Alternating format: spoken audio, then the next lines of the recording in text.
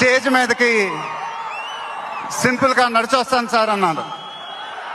కుదరదన్నారు. చూశారుగా ఎంట్రీ ఎలా ప్లాన్ చేశారు.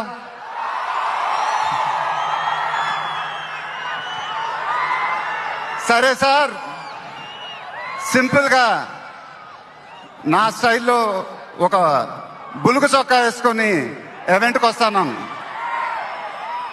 కుదరదన్నారు. చూశారుగా డ్రెస్సింగ్ ఎలా సెట్ చేశారు.